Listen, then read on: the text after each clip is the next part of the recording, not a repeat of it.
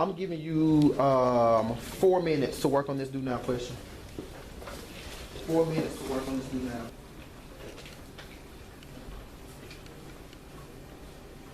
Look at the do now. Let me get somebody to read that first one.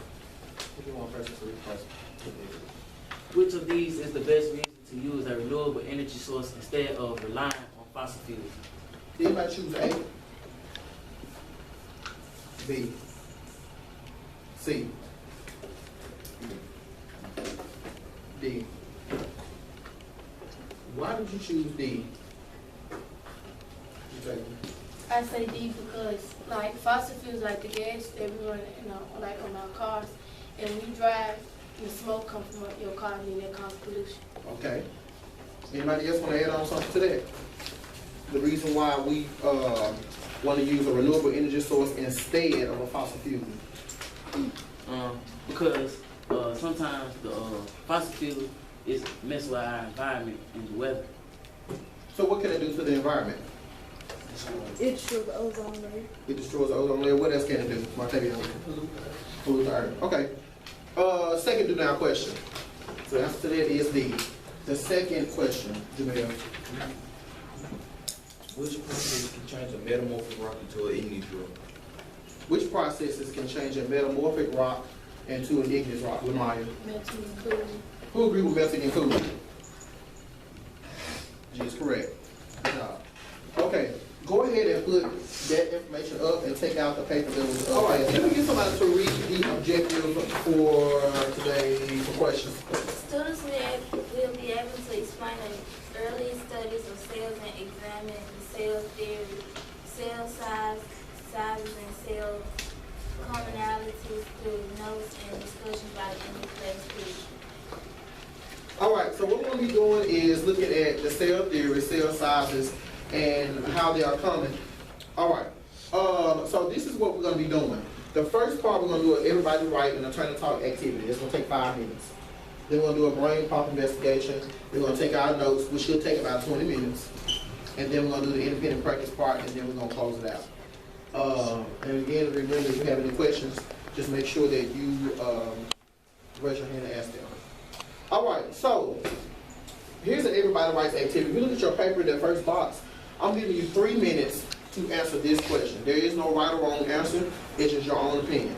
The question says, how do you think scientists found cells, and why are they so important to us?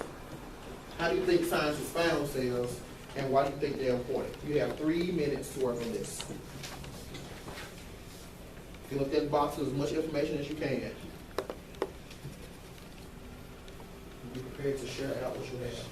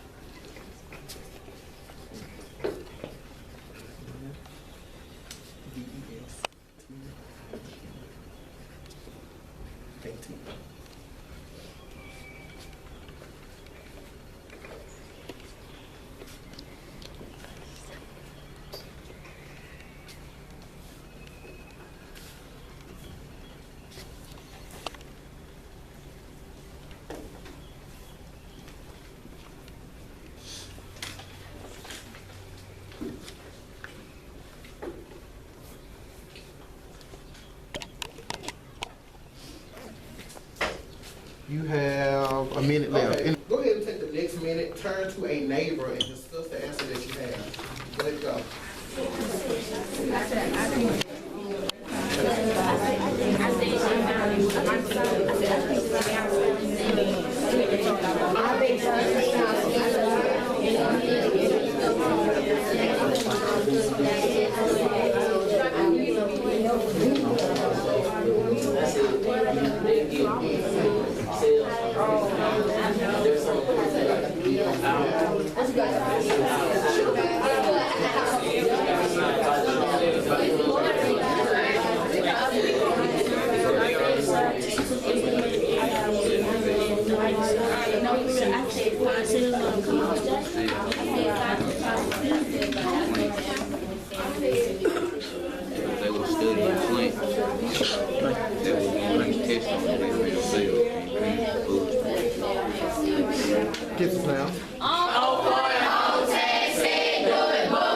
right, let me get 3 people to share out an answer that you have of how do you think scientists found cells and why they're important. Montavion.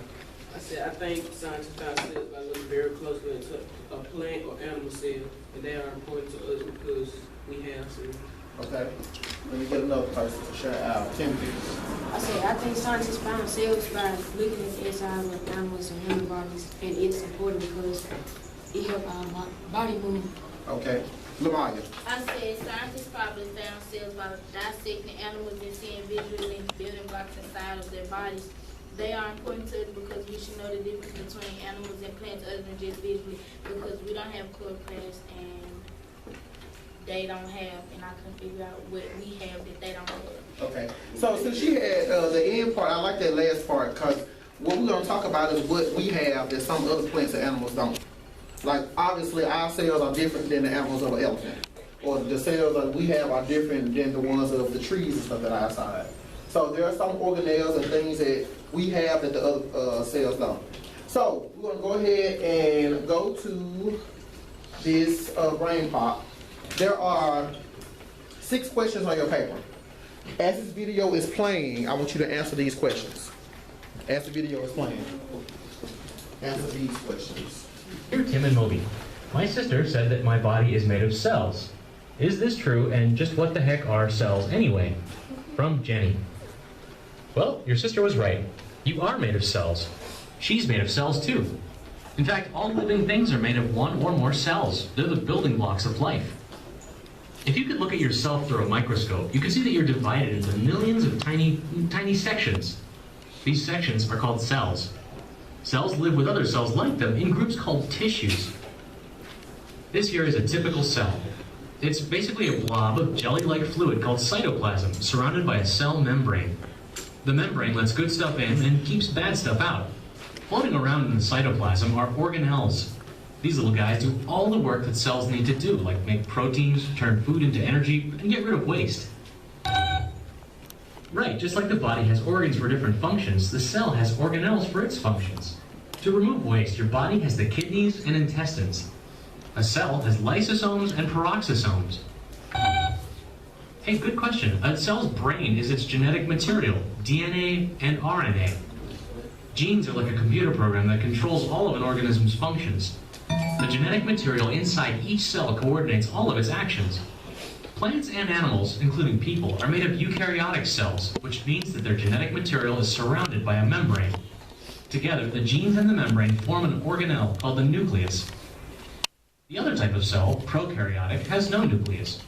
Genetic information in prokaryotic cells just sort of floats free in the cytoplasm.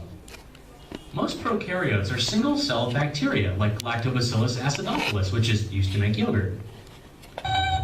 Nope, not all cells look like these. In any given organism, different cells carry out very specialized functions.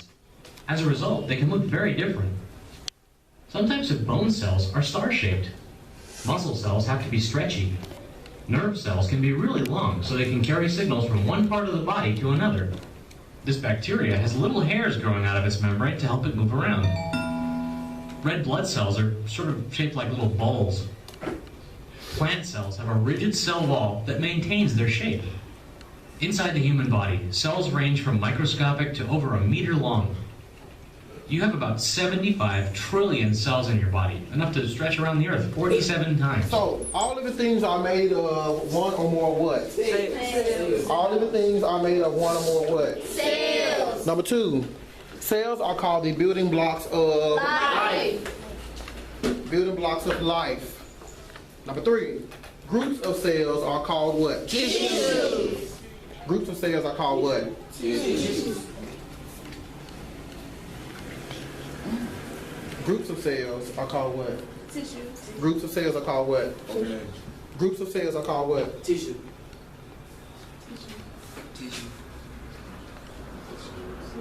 Groups of cells are called tissues. Groups of cells are called tissues. Number 4, what controls things going into and out of the cell? What controls things going into and out of the cell? Cell membrane. That's correct. That's the cell membrane. Number 5, what is found inside cells that helps the cell to function? what is found inside of a cell to help that cell function? Organelles. That is correct. Organelles. And number 6, about how many cells are in the body? 75 trillion. 75 trillion. It depends on the size of the human. Of course, babies are going to have a whole lot less cells than somebody who was 6'9", 355 pounds. You know, so how many people have already, and I talked to some people earlier about them talking about cells in 5th grade. How many people have kind of remember some of that stuff? Okay, good. All right, so the first part says, what are cells? A cell is the smallest unit that can perform all the processes necessary for life. Because they are so small, cells were not discovered till microscopes were invented in the mid-1600s. All right, so every living thing, I don't care if it's grass, a tree outside, you, your uncle, your auntie on your mama's side, everybody is made up of cells. Anything that's alive is made up of cells. This also goes for viruses, bacteria, all of that are cells. Now, of course, from the video, what is one of the differences between a plant or animal cell and a bacterial cell? According to the video we just watched, what was one of the differences between a plant or animal cell and bacteria? Jalen.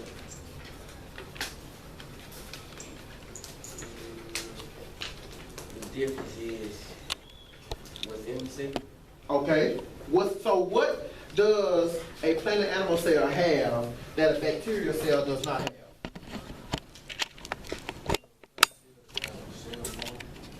What does a plant and animal cell have that a bacterial cell does not have? Cell wall. DNA. Cell membrane. The nucleus. Bacteria does not have nucleus. Bacteria does not have a nucleus. Next, the history of cells. Read the first 2 bullets tomorrow. A scientist by the name of Robert Hook. was the first person to describe cells. In 1665, he built a microscope to look at tiny objects. Next 2 bullets. Brilliant. He looked like a green slice of cork found in the bark of cork trees, and took out pieces made of little boxes. Okay, so what he did was he basically went to a tree and took a sample of the bark and put it under a microscope and found these little bitty boxes that were connected to each other. Next. Okay, so what Robert Hooke did was basically he built his own microscope. So based off of that alone, he's already highly intelligent. He built his own microscope. And he went ahead and found, took samples of cork, and he also looked at feathers, looked at fish scales, eyes of houseflies, plants, and fungus. And he was able to see all these little bitty boxes inside of all of these things. And he named them cells. So in the future, if somebody asks you who found cells and all that, Robert Hooke is your answer. Robert Hooke is your answer. This is what he did. Any questions? Did he get rich by making a microscope? What do you think?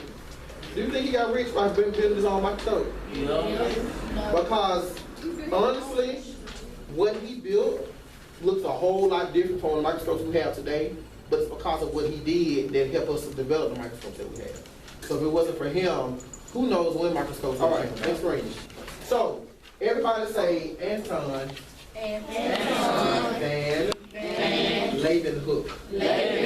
Now his name sounds weird, but what he did was this. Let me get somebody to read the first 2 bullets. What'd you take? In 1673, a scientist named Anton Van Leeuwenhoek made his own microscopes. He looked at ponds, scum, the green stuff that floats on top of the water in ditches, and saw small organisms. Next 2 bullets. Regina. These small organisms are called Protus. protists. He also looked at animal blood and saw differences in these cells from different kinds of animals. And the last 2. Come on. He was also the first person to discover bacteria And he discovered yeast that made bread from lines. Right, so Van Leeuwenhoek did a whole lot. If it wasn't for him, we wouldn't know anything about yeast. We wouldn't know anything about bacteria. Protists and small organisms, stuff that float on water like plankton, that's on SpongeBob. It's because of Van Leeuwenhoek that we find out about these protists. Because you can't see plankton with the eyes, they're small. Now, what is the difference between what Robert Hooke did and what Van Leeuwenhoek did? What's the difference between what they did? Tomorrow. Anton, he took the stuff that Robert seen and went deeper to it and describing it. Okay, John. Every time I discovered things, I guess he looked at more things than what I could. Go ahead and take the top off the marker. All right. Question number 1, and all you gotta do is write the word on your clipboard, and I'm gonna give you 10 seconds for each one of these. Number 1, the smallest unit that can perform all these processes necessary for life is called a what? The smallest unit that can perform all the necessary processes for life is called a what? On the count of 3, I'm going to hold your board up. So make sure you got the right answer. Make sure it's facing me. On the count of 3. 1, 2, 3.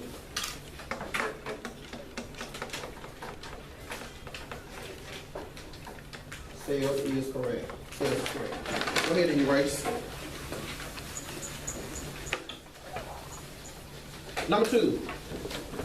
Who was the first person to describe sales? Who was the first person to describe sales? He discovered sales. He did this on a microscope.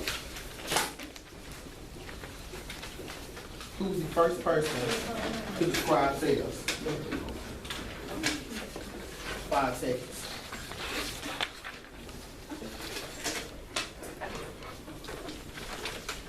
Okay, on the count of 3. 1, 2. I didn't say 3 yet. All directions. 1, 2, 3.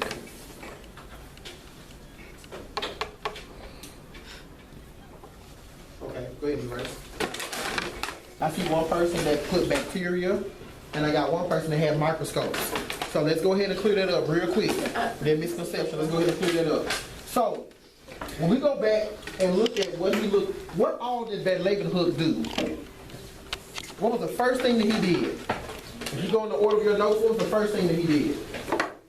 He looked at pond scum. He looked at pond scum, right? And when he looked at pond scum, what did he find? Small organisms, and they're called what? Let's go back to the question. What did Anton Van Leeuwenhoek look at to find small organisms? Pond scum. That's correct. Good job.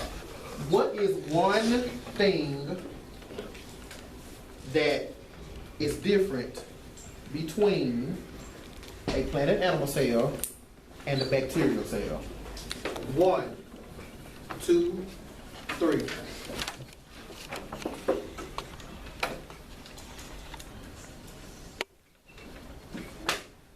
Okay, I do see where everybody did choose the nucleus. The nucleus is correct. All right, let's go on to our notes. Now I'm going to go into the cell theory.